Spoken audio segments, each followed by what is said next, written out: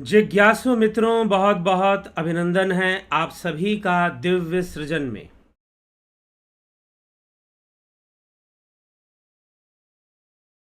तो प्रत्येक दिवस की भांति आज फिर हम यहाँ पर यह लाइव चर्चा का कार्यक्रम शुरू कर रहे हैं।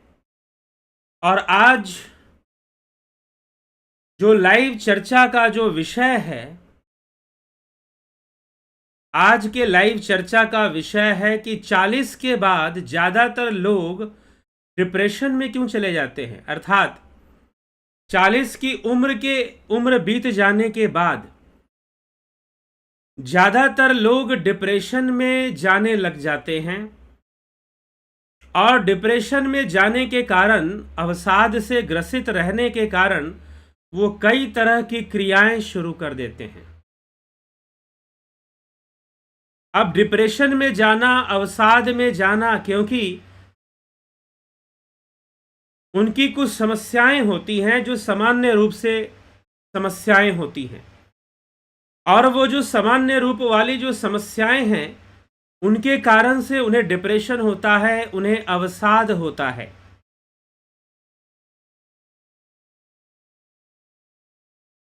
उन्हें अवसाद होता है। तो अवसाद क्यों होता है? क्योंकि देखिए, कुछ बातें हैं जो हमें समझनी है। 40 के एज के बाद लोगों का डिप्रेशन में जाना, 45, 50 के एज में या 50 प्लस होने पर, यह बड़ा ही स्वाभाविक एक क्रिया है। और स्वाभाविक क्यों है? क्योंकि यह जो है परिणाम है किसी कर्म का। यद्यपि मनुष्य अपने जीवन में सुख दुख तो अपने कर्मों से ही भोगता है, लेकिन यह जो स्थिति बनती है, वो क्यों बनती है, किस लिए बनती है, ये हमें समझना है। और ये जो फ्रीक्वेंसी है डिप्रेशन में जाना, ये पहले के कंपैरिजन में काफी बढ़ चुकी है। पहले की तुलना में बहुत बढ़ चुका है अवसाद से लोगों का ग्रसित होना। एक यंग एज में डिप्रेशन में जाना और एक जो है लेटर एज में, अर्ली एज और फिर बाद में मिडिल एज में डिप्रेशन को में जाना। जो मिडिल एज में ये डिप्रेशन कॉमन होता है। मिडिल एज में डिप्रेशन जो है वो कॉमन होता है। मिडिल एज में डिप्रेशन क्यों कॉमन होता है? अब जो है इसके लिए, इसके पीछे कारण है और इसका उपाय क्या है। इसका उपाय जो है जीवन का सही ज्ञान होना। हमारे शास्त्र जीवन का सही ज्ञान कराते हैं। हमारे शास्त्र जो है जीवन का सही ज्ञान करवाते हैं। तो सिर्फ ऊपर ऊपर से नहीं, अगर हमने अपने मूल शास्त्रों को समझा है, जाना है, तो ऐसा कभी भी नहीं होगा। इसके लिए कोई मंत्र जाप करने की जरूरत नहीं है। किसी भी मंत्र जाप से कोई डिप्रेशन दूर नहीं होता। कोई कहेगा कि डिप्रेशन दूर करने के लिए मंत्र जाप कर लो, कोई कहेगा कि हनुमान चालीसा पढ़ लो। अब एक महानुभाव जो कि बहुत शराब पीते हैं, दारू बहुत पीते हैं, लेकिन हनुमान चालीसा भी डेली पढ़ लेते हैं। हनुमान चालीसा उनका कभी छूटता नहीं है। सबसे बड़ी समस्या यह है कि हिंदू समाज में हिंदू जो लोग जो अपने आप को सनातनी और हिंदू कहते हैं, उन्हें अपने शास्त्रों की शिक्षा नहीं है और कोई स्थापित शिक्षा व्यवस्था भी नहीं है। हाँ, जो लोग शिक्षा दे रहे हैं वो उनके पास पहुंच नहीं पाते हैं, वहां तक उनकी पहुंच नहीं बन पाती है। तो किसी मंत्र जाप से या किसी बात से या फिर दूसरा कोई प्रैक्टिस करने से आपका डिप्रेशन दूर हो जाएगा? नहीं। ये तो अंडरस्टैंडिंग की कमी है, समझ की कमी। और हमने मन की गतिविधियों को नहीं समझा कि हाउ दिस माइंड वर्क,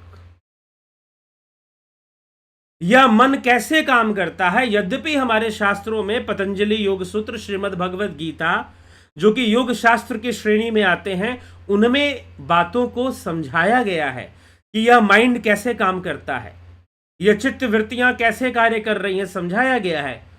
लेकिन दुर्भाग्यपूर्ण यह है कि हमें उसका ज्ञान नहीं है, अगर है भी तो बड़ा औपचारिक है। श्रीमद् भगवद गीता का अध्ययन करना भी हम इतना औपचारिक समझते हैं कि बस पूजा घर में या पूजा भगवान का जहां अपने घर में मंदिर बनाया है वहां बैठ गए और गीता के 4 पन्ने पढ़ लिए, 4 पेज पढ़ लिए, हो गया जी।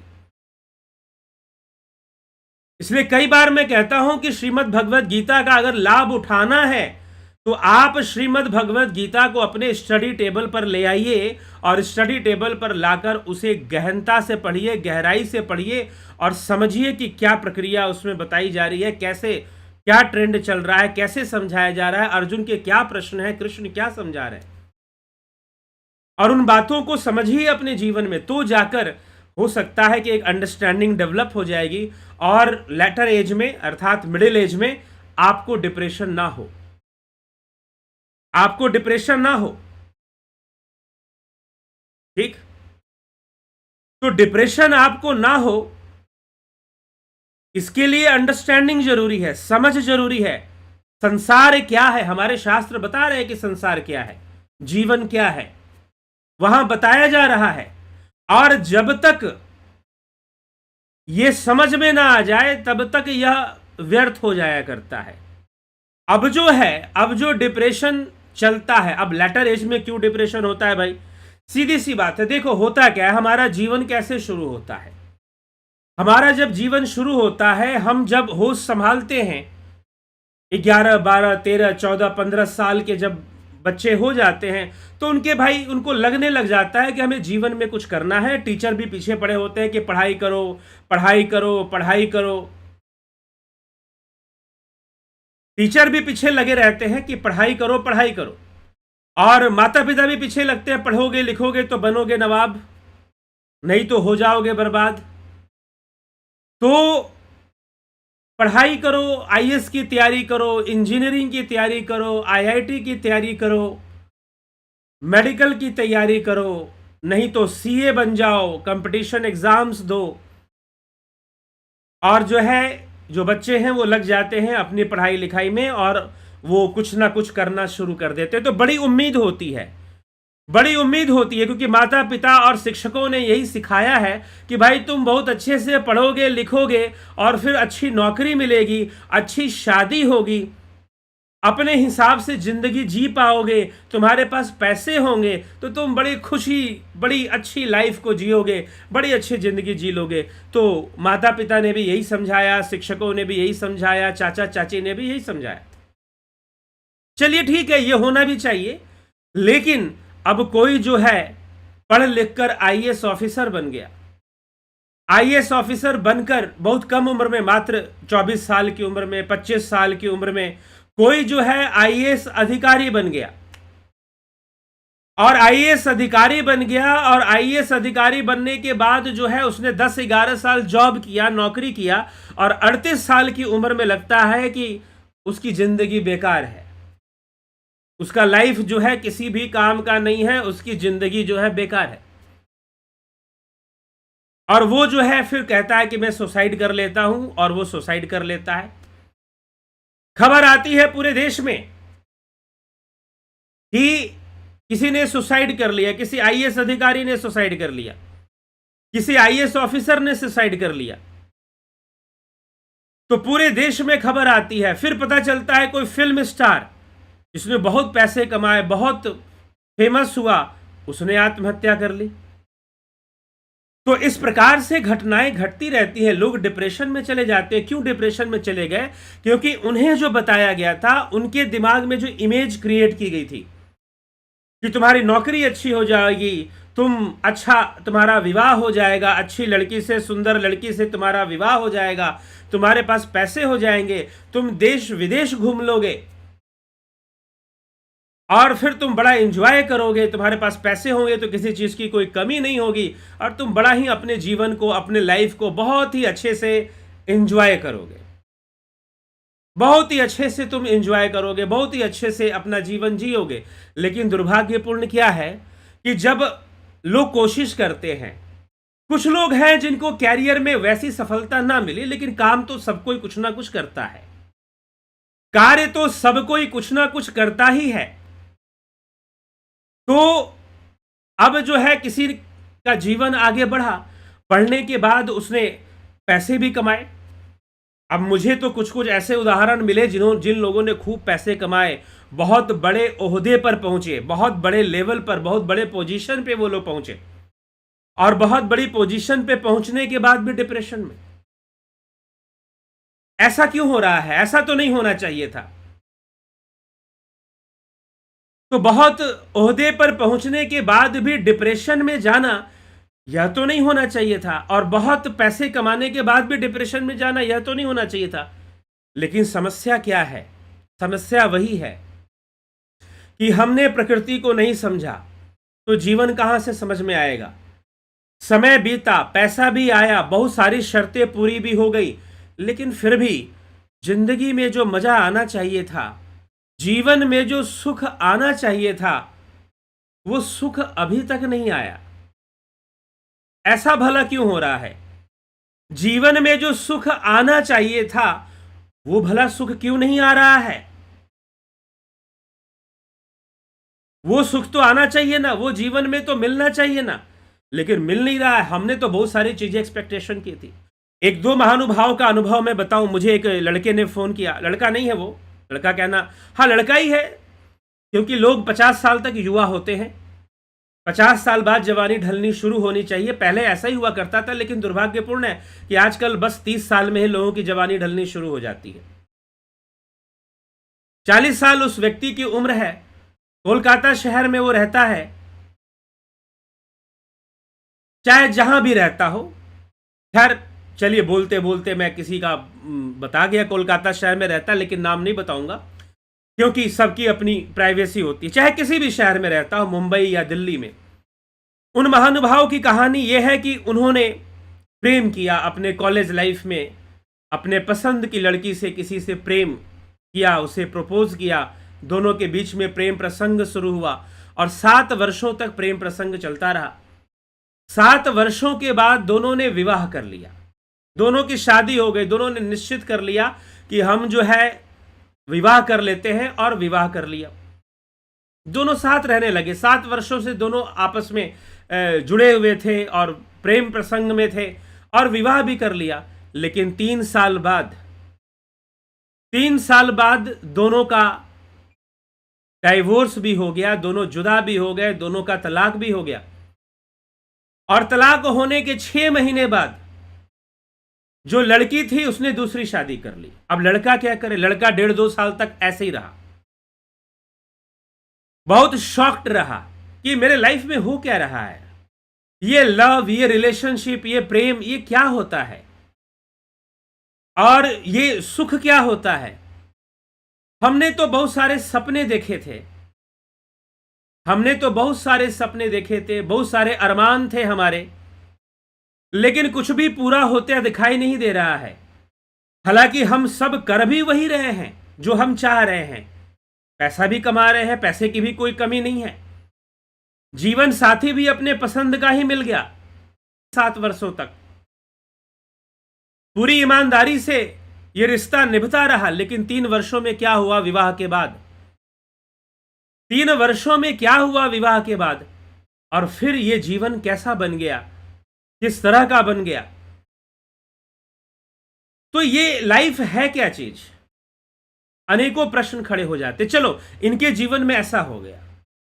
कुछ लोगों के जीवन में तो हर चीज पॉजिटिव, बहुत अच्छी नौकरी, बहुत अच्छा विवाह, दहेज भी मिल गया, लेकिन फिर भी 38 और 40 की उम्र में आकर लग रहा है कि सुसाइड कर लेते हैं।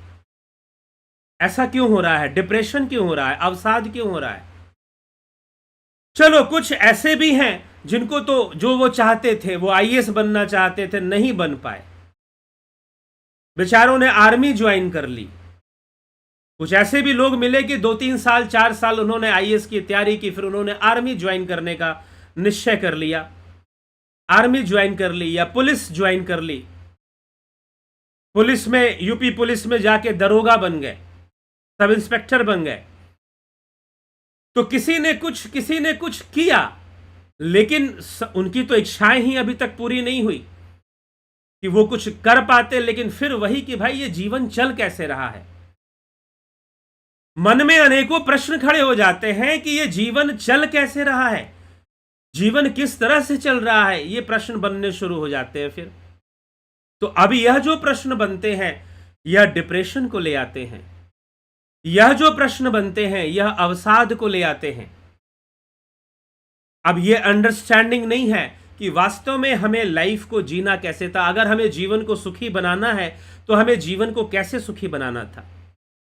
अगर हमें अपनी जवानी बचानी है तो हमें अपनी जवानी कैसे बचानी थी।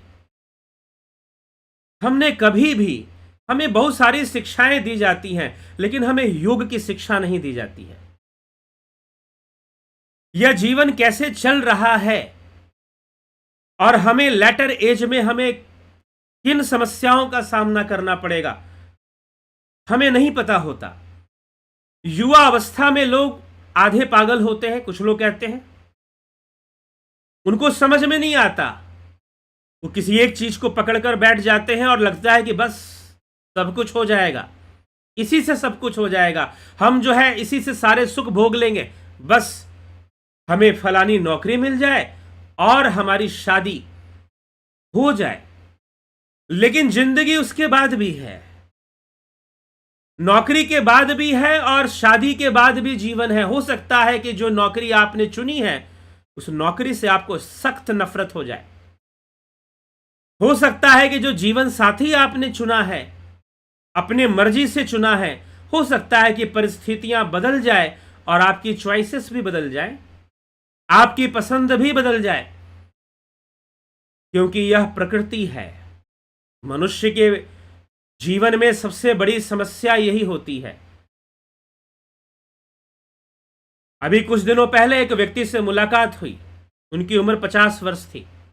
मैंने उनसे पूछा, आप एक बात बताओ कि जब आप 20 साल के थे, 20, 21, 22 साल की जब आपकी उम्र थी, तो आपकी सोच कैसी थी। तो उन्होंने कहा कि मेरी सोच जो थी वो महामूर्खों वाली थी।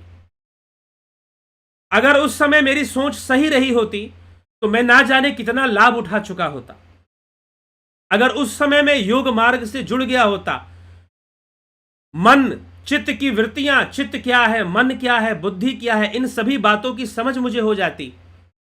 प्रकृति के चाल को अगर मैं समझ लेता कि प्रकृति कैसा चाल देने वाली है और कैसे चैलेंजेस हमारे लाइफ में रखने वाली है, अगर इसका एक अंदाजा भी होता, अगर इसका एक अंदाजा भी होता, अगर इसका एक हमें थोड़ा सा भी हमें कुछ हिंट भी होता, तो मैं अपना बहुत सारा समय बचा लेता, मैं अपना जीवन सुधार लेता। ना मैं अपनी सफलता पे अहंकार करता और ना ही असफलता पे निराश होता। मैं अपने आप को बचा लेता, मैं अपनी रक्षा कर लेता।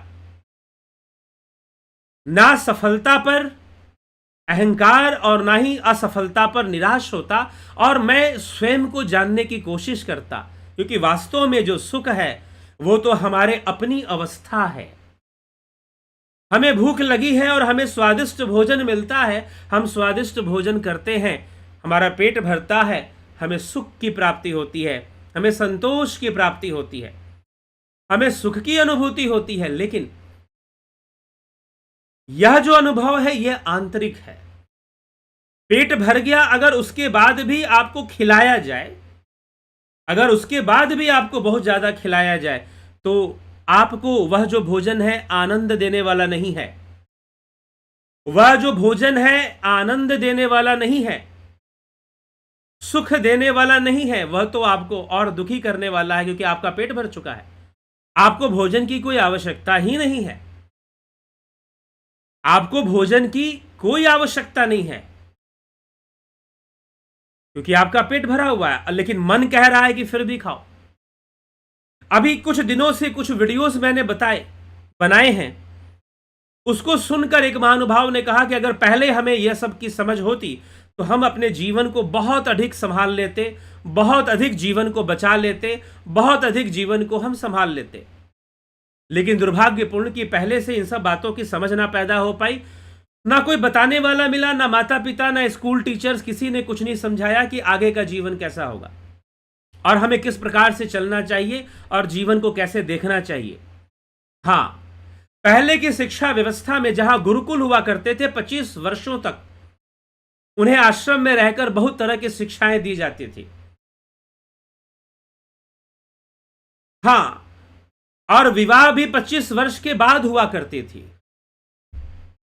आश्रम व्यवस्था में, वर्णाश्रम व्यवस्था जिसको कहते हैं, तो आश्रम व्यवस्था में विवाह भी 25 वर्ष के बाद हुआ करता था।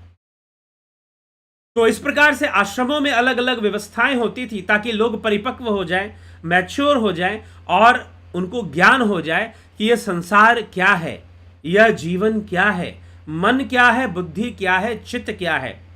प्रकृति नित्य परिवर्तनशील है, वो आत्मा नित्य स्थिर है, वह आत्मा तनिक भी परिवर्तनशील नहीं है।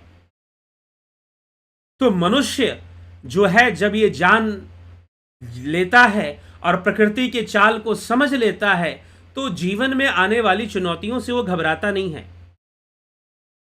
जीवन में आने वाली चुनौतियों से तनिक भी नहीं घबराता है। जीवन में आने वाली चुनौतियों का वह लाभ उठाता है और उसे अच्छे से जीता है।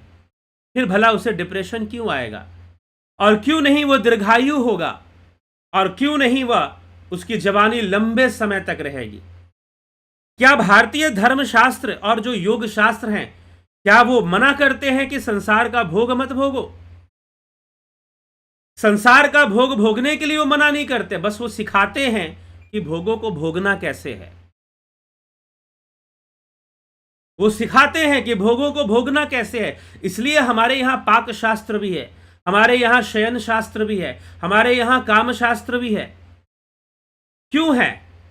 You should must know how to live in this world, how to eat and how to go in relationship. You should must know, आपको जानना चाहिए। आप जानेंगे तो अपनी बेहतरी करेंगे, अपने लाइफ को बेहतर बनाएंगे, अपने जीवन को अच्छा करेंगे, उसकी वृद्धि करेंगे, जीवन का वर्धन करेंगे, जीवन की गुणवत्ता का वर्धन करेंगे, क्वालिटी को डेवलप करेंगे आप।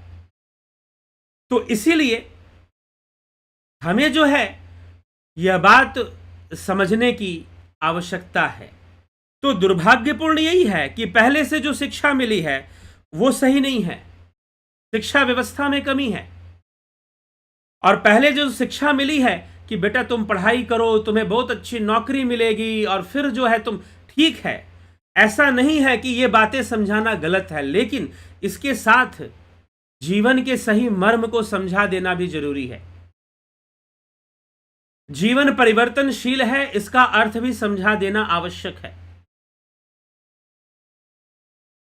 क्या जो राजागण थे, राजा दशरथ हुए, राजा भोज हुए, कलयुग में हुए राजा भोज, उन्होंने योग सूत्र का भाष्य दिया। गृहस्थ व्यक्ति थे, कभी उन्होंने राजा होने का कर्तव्य का त्याग नहीं किया,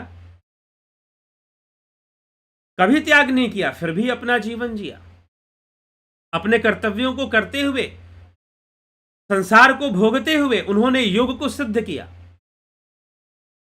तो इसलिए हमें इन सभी बातों को समझना है और समझकर हमें जीवन को जीना चाहिए और आगे बढ़ना चाहिए। और अगर हम पहले समझ जाएं तो निश्चय ही आप लेटर एज में या मिडिल एज में, आप जो है 40 साल की उम्र में या उसके बाद आप डिप्रेशन में नहीं आएंगे। क्योंकि 40 साल की उम्र में आने के बाद मनुष्य सोचता है कि सब कुछ तो कर लिया, पैसे भी कमा लिए, बड़ा पोजीशन भी मिल गया, लेकिन वास्तव में जीवन के अंदर जो मौज आना चाहिए, जो मौज आनी चाहिए, जो एंजॉयमेंट आनी चाहिए, जीवन के अंदर जो खुशियां मिलनी चाहिए, जो सुख मिलने चाहिए, वो सब कुछ तो नहीं मिल पा रहा है।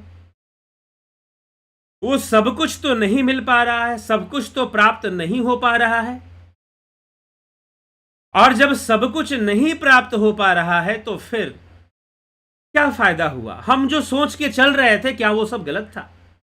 हम सोच के चल रहे थे कि हम बहुत बड़ा कोई पोजीशन लेंगे, बहुत बड़े इंजीनियर बनेंगे, बहुत पैसे कमाएंगे, लेकिन फिर भी मिडिल एज में आकर हमें तो नहीं महसूस हो रहा कि हमको जितना सुख मिलना चाहिए था, हम पैसे से जितना एंजॉय कर पाएंगे, लेकिन हम इंजॉयमेंट के उस लेवल तक नहीं पहुंच पा रहे हैं।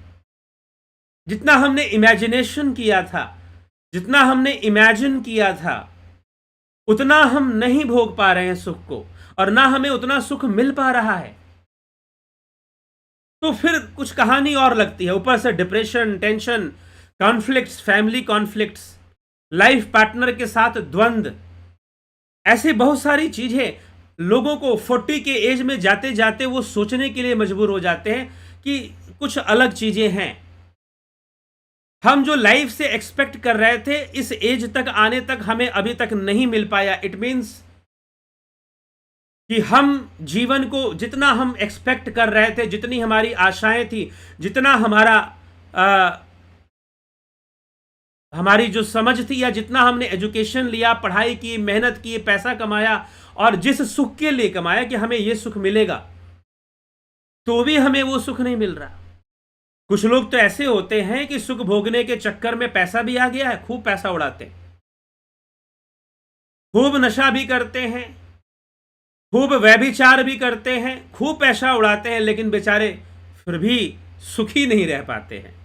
फिर भी उनके मन में डिप्रेशन घर करता रहता है।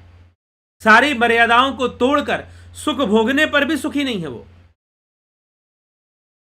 ऐसी स्थिति को, और फिर उनको अपने आप से प्रश्न रहता है कि भाई यह जो जिसको आनंद या जिसको सुख कहते हैं, यह मिलता कैसे है? अभी तक तो जीवन में सही से आया नहीं, कुछ कुछ मिला और भी टुकड़ों में मिला, भिखारी की तरह मिला। कभी मिल गया, कभी नहीं मिला सुख। तो ये जीवन में सुख आता कैसे है, प्रश्न उठ जाता है। और ऐसे लोग फिर निराश होते हैं कि भाई सब कुछ तो संसार में हमने कर लिया, बहुत धन भी कमा लिया, बहुत पोजीशन भी हमने ली, लेकिन फिर भी जो चीज लाइफ में जो मजा आ जाना चाहिए था वो तो नहीं आ रहा है। अभी भी हम सुखी नहीं हो पा रहे हैं। अभी भी बहुत सारे चैलेंजेस हैं, बहुत सारी समस्याएं हैं। What to do, what to do, क्या करना चाहिए हमको? तब उनके मन में प्रश्न होता है कि कुछ मिस्ट्रीज हैं, कुछ रहस्य हैं जो हम नहीं जानते, कुछ रहस्य हमें हमारे भीतर के हैं जो हम नहीं जानते। हमें उन रहस्यों को जान लेना चाहिए, हमें सेल्फ रियलाइजेशन की ओर बढ़ना चाहिए, कुछ जानना चाहिए। नहीं तो कुछ लोग अभी भी होते हैं कि बस उसी में लगे रहते हैं। तो कुछ निराश होकर, कुछ कई बार सुसाइड कर कर भाई सोचते हैं कि अब यही काम बच गया है कि अब चलो शरीर ही छोड़ देते हैं, देह ही त्याग देते हैं, मृत्यु को ही प्राप्त हो जाते हैं। और कुछ लोग ऐसा निर्णय भी लेना शुरू कर देते हैं।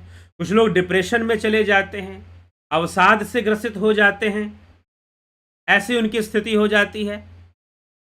तो यह एक स्वाभाविक है, क्योंकि जो बातें आपने सीखी हैं बचपन में, आपने अपने शिक्षकों से, अपने मेंटर से, अपने पेरेंट्स से, वो बस इतना ही था कि भाई अच्छे से पढ़ो लिखो, पैसे कमाओ, योग्य बनो, तो फिर जो है तुम जीवन सुखी कर लोगे। लेकिन लोग पैसे भी कमाते हैं, सब कुछ करते हैं, फिर भी अपने जीवन को, अपनी लाइफ को बहुत सुखी नहीं कर पाते हैं। तो उनके मन में प्रश्न तो उठेगा कि भाई ऐसा क्यों हो रहा है? 40-45 की उम्र हो गई, अभी भी जो हमें मिलना चाहिए, जो आनंद, वो सुख, सारे काम करने के बाद भी नहीं मिल रहा है। जिन जिन कार्यों से हमने सोचा था कि सुख मिलेगा, बहुत धन से सुख मिल जाएगा, बहुत ट्रैवलिंग करने से सुख मिल जाएगा, विवाह करने से सुख मिल जाएगा, एक विवाह किए, डाइवोर्स करके दूसरा कर लिए। एक महिला से ऐसे पता चला, उन्होंने 6 शादियां कर ली। उनकी उम्र 58 साल की हुई, 6 शादियां, डाइवोर्स दे दे के 6 शादियां कर ली। शी इज वेरी रिच, वो अपने आप में बहुत अमीर है, वो अपना बिजनेस करती है, लेकिन अब कुछ ऐसा प्रारब्ध का खेल की 6 शादियां हो गई, लेकिन अभी भी लगता है कि कुछ है नहीं जीवन में। Now she want to do dhyan yoga. अब वो चाहती है कि ध्यान योग मैं करूं और ध्यान योग में आगे बढ़ूं। अब मुझे किसी इंसान या मनुष्य की ओर नहीं देखना, मुझे अपनी ओर देखना है, मुझे सेल्फ रियलाइजेशन करना है। अब ये जागृति आ गई, मुझे खुद को जानना है। तो सुख क्या है? सुख वास्तव में एक अवस्था है, हमारी ही अवस्था है। जिसको हम कभी कभी प्राप्त करते हैं। लेकिन अगर उस अवस्था को हमेशा बनाया जा सके तो ध्यान योग के माध्यम से उस अवस्था को हमेशा बनाया जा सकता है। अगर उसे हमेशा बनाया जा सके तो निश्चय ही हम हमेशा सुखी रहेंगे।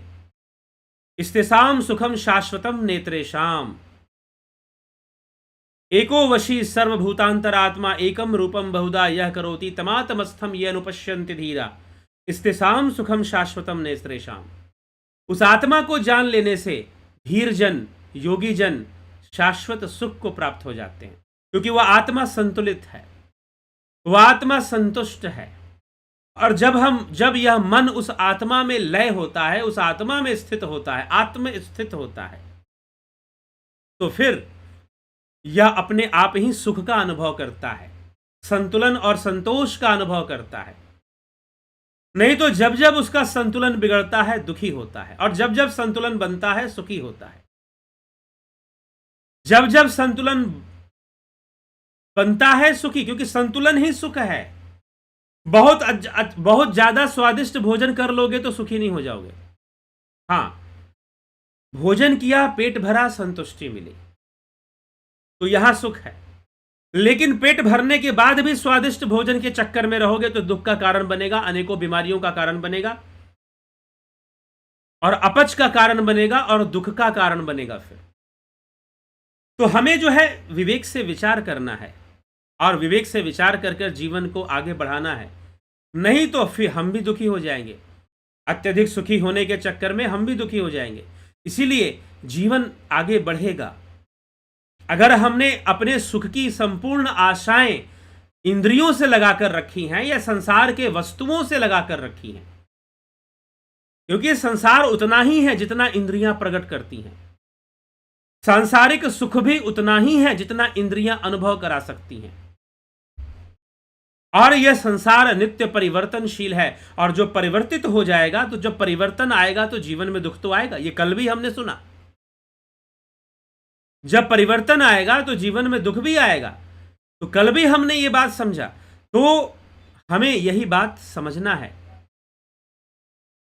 जीवन में शांति, जीवन में सुख कैसे आएगा, तो उस अवस्था को समझना पड़ेगा, और प्रकृति की चाल को समझना पड़ेगा, जीवन को समझना पड़ेगा, मन इंद्रियां कैसे कर्म कर रही हैं इसको भी समझना पड़ेगा, मन और इंद्रियां कैसे कार्य कर रही हैं।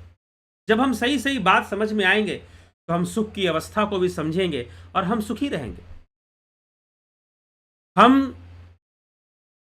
चाहे हमारी उम्र भी बढ़ जाए तो भी हम सुखी रहेंगे, हम आनंद में रहेंगे, शांत रहेंगे। ठीक है, तो इसलिए हमें विवेक से विचार करते हुए इस विषय को समझना चाहिए और समझकर हमें चलना चाहिए। तो ये नहीं होगा, क्योंकि ये एक विडंबना है कि इस एज में आते आते बहुत सारे लोग डिप्रेशन में जाते हैं, बिकॉज सारी एक्सपेक्टेशंस फेल होने लग जाती हैं। उन्होंने इस वर्ल्ड से जितना भी एक्सपेक्ट किया था वो सब की सब फेल होने लग जाती हैं। और इस वर्ल्ड से जो एक्सपेक्ट करना चाहिए वो एक्सपेक्ट नहीं। एक बात बताओ, आप जो है बर्फ की सिल्ली पकड़ लो, बर्फ का जो ब्रिक्स आती हैं बर्फ की, आप उसे पकड़ लो और आप ये एक्सपेक्ट करो कि मुझे गर्मी मिले, तो भला कहां से संभव है? आप आग में हाथ डालो और ये एक्सपेक्ट करो, ये आशा करो कि आपको ठंडक मिले, ये कभी संभव नहीं है। ये संसार नित्य परिवर्तनशील है और इसकी अनुभूति इंद्रियों पे निर्भर होने के कारण सापेक्ष है और मिथ्या भी है। तो आप चाहते हो कि संसार की वस्तुओं से ही सारे सुख मिल जाए। एक तो आपको संसार को भोगने भी नहीं आता सही से, लेकिन आप चाहते हो कि सारा सुख मिल जाएगा, तो नहीं। आपको अपनी आध्यात्मिक यात्रा, आत्म साक्षात्कार की यात्रा, journey to self realization start करना होगा, शुरू करना होगा। और ध्यान योग वही माध्यम है जो आपको आत्म साक्षात्कार की यात्रा करवाता है, जर्नी टू सेल्फ रियलाइजेशन करवाता है। तो Dhyan Yog starting from 20 July 2024, duration 1 month, guided meditation, transcendental meditation, spiritual healing, join Jupiter and Sun membership. तो आप इसे ज्वाइन कर सकते हैं, इसमें हीलिंग का भी कोर्स साथ में दिया जाता है। फिर प्राकृतिक चिकित्सा, हम अपने शरीर को स्वस्थ रख सके खुद से। दर्शन का कोर्स, वर्ल्ड के बड़े बड़े फिलोसोफरों ने और भारतीय दार्शनिकों ने क्या बोला, बुद्ध, महावीर, चारवाक, सांख्य, योग, मीमांसा, वेदांत, न्याय, वैशेषिक, इन सभी दर्शनों में क्या लिखा गया है, क्या बताया गया है, इसका एक बेसिक ज्ञान आपको दिया जाता है, जिससे कि आपके शास्त्रों के प्रति समझ और अधिक विकसित होगी। आप इसका लाभ उठा सकते हैं। योग शिक्षक कोर्स, इसका भी लाभ उठा सकते हैं। किसी प्रकार की एस्ट्रो काउंसलिंग या कंसल्टेंसी या काउंसलिंग आपको चाहिए तो आप इसके अंतर्गत प्राप्त कर सकते हैं। अग्निमय बुद्ध, कर्म का महत्व क्या है, इस ग्रंथ में समझाया गया है। बौद्ध दर्शन का पतन, बौद्ध संप्रदाय का पतन कैसे हुआ, यह पूरी कहानी, ये गाथा है, उपन्यास है, आप इसे प्राप्त कर सकते हैं। अमेजन से भी सीधा प्राप्त कर सकते हैं, नहीं तो मुझसे भी प्राप्त कर सकते हैं। आपको इसके लिए निजी रूप से संपर्क करना होगा। ठीक, तो इस प्रकार से ये कोर्सेज हैं। ध्यान योग का कोर्स 20 जुलाई से शुरू हो जाएगा, आप इसे ज्वाइन कर सकते हैं। अभी भी आप रिक्वेस्ट भेजेंगे 9661802459 पर, और वहां पर जो है आपको मिल जाएगा। इस नंबर पर आपको रिक्वेस्ट भेजना होता है कि आपको यह कोर्स करना है, आपको इसकी जानकारी चाहिए। इस नंबर पर अगर आप संपर्क करते हैं तो निश्चय ही आपको सारी डिटेल्स दे दी जाएंगी कोर्स से रिलेटेड। तो आपको यह विचार करना है और समझना है, और समझकर, इस बात को समझकर आपने अपने जीवन को आगे बढ़ाना है, तो निश्चय ही डिप्रेशन नहीं होगा। दूसरी एक और बात देखिए, विचारों के साथ एक और समस्या है कि जिन विचारों की रिपीटिशन की आदत पड़ जाती है,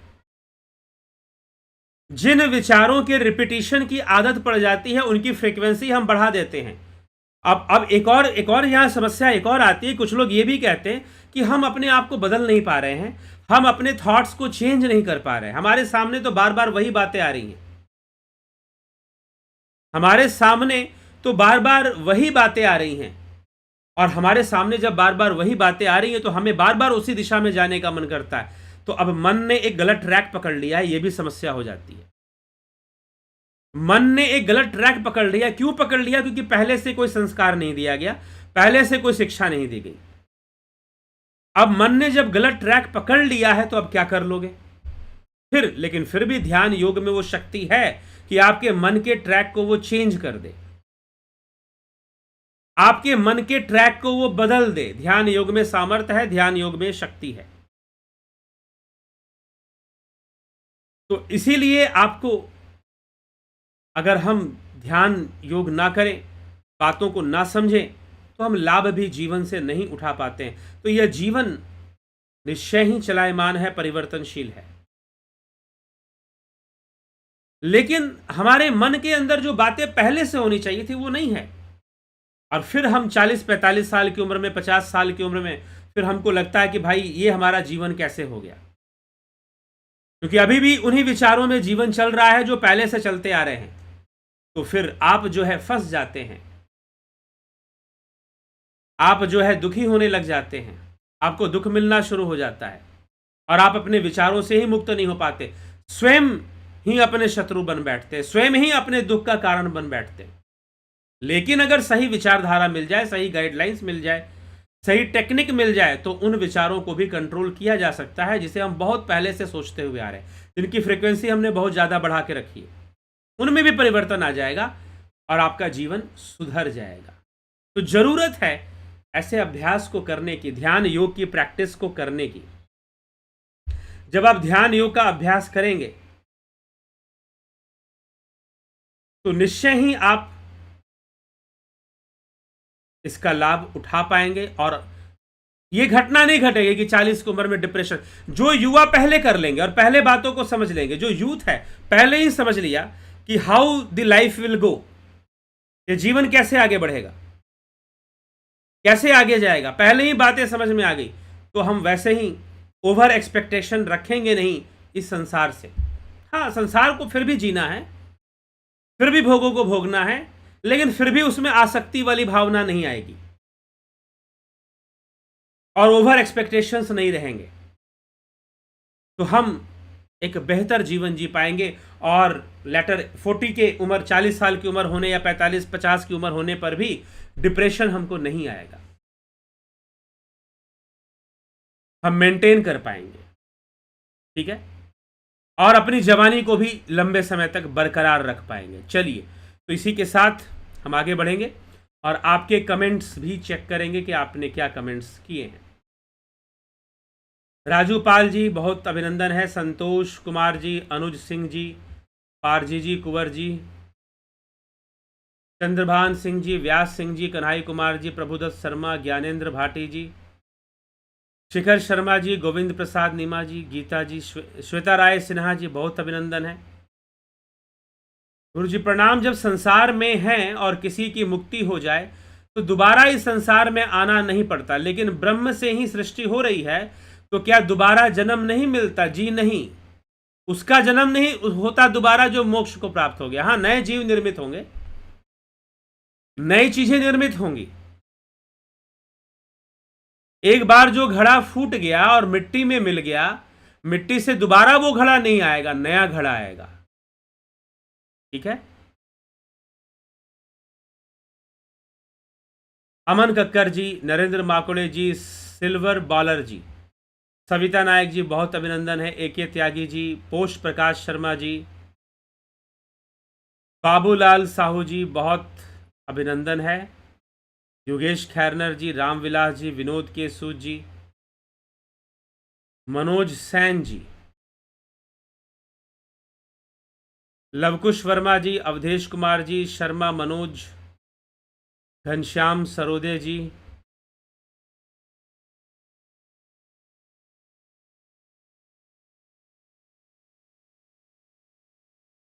हो सके नहीं, बिल्कुल सत्य बात है। सबका बहुत बहुत अभिनंदन है। किशोर वैद्य जी, प्रसिद्ध सिंह, फैक्टास्टिक, सतीश मास्टर जी, गंभीर शाह जी, अरविंद कुमार, फैक्टास्टिक, बर्बाद तो सब हैं गधे बोलने वाले भाई साहब, एक तरह से देखा जाए तो आप भी बर्बादी हो, लेकिन गधे बोलने वाले भाई साहब, गधा वह नहीं रह जाता जो योग और षड दर्शन द्वारा स्वयं की खोज करता है। गधे बोलने वाले भाई साहब ने मन बदलने पे कमेंट डिलीट कर दी, ठीक है, बेचारे कंफ्यूज हो गए, चलो ठीक है। विमला शाह जी, राहुल कुमार जी, बहुत बहुत अभिनंदन है आप सभी का, और इस चैनल से जुड़ने के लिए और आगे बढ़ने के लिए। तो जरूर ध्यान योग आदि कोर्सेज का आप लाभ उठाएं और इससे लाभान्वित हो, तो आपको बहुत लाभ मिलेगा और जीवन बेहतर होगा।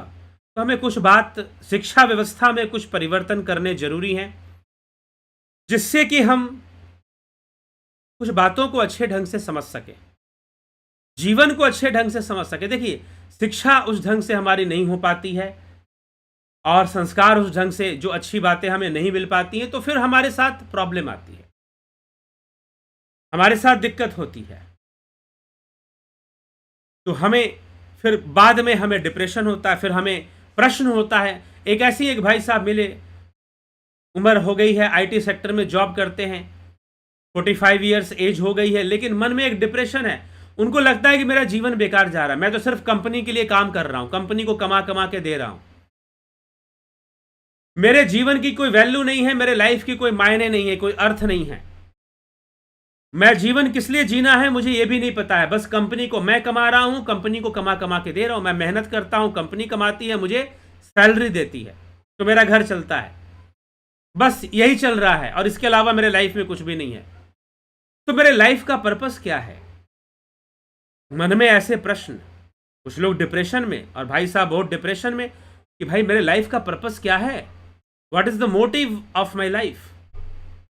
क्या बस इसीलिए मैं जी रहा हूं कि मुझे मेहनत करना है और मेहनत करके कंपनी को कमा कर देना है, कंपनी मुझे सैलरी देगी और मैं बस अपने बच्चों पर, वाइफ पर, अपने घर पे खर्च कर दूंगा, फिर यही काम चलता रहेगा।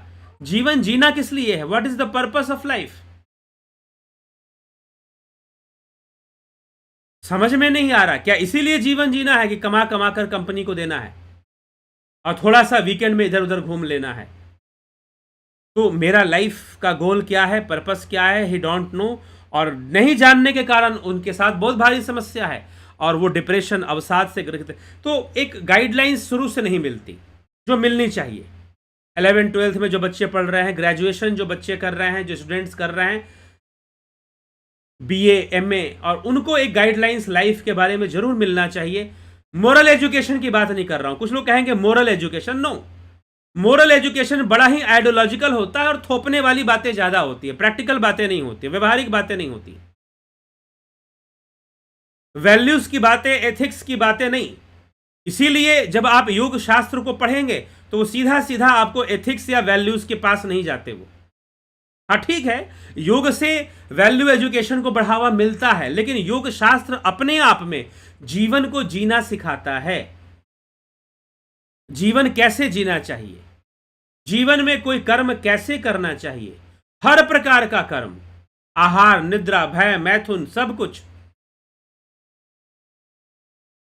जीवन में संबंधों को कैसे संभालना चाहिए, कैसे बनाना चाहिए। तो बहुत सारी तरह की बातें योग शास्त्र, अगर हम जैसे कि योगा टीचर कोर्स चल रहा है, उसमें भी इन सब बातों पर डिस्कशन होता है, इन सब बातों पर हमें पढ़ाई होती है कि वास्तव में योग क्या है।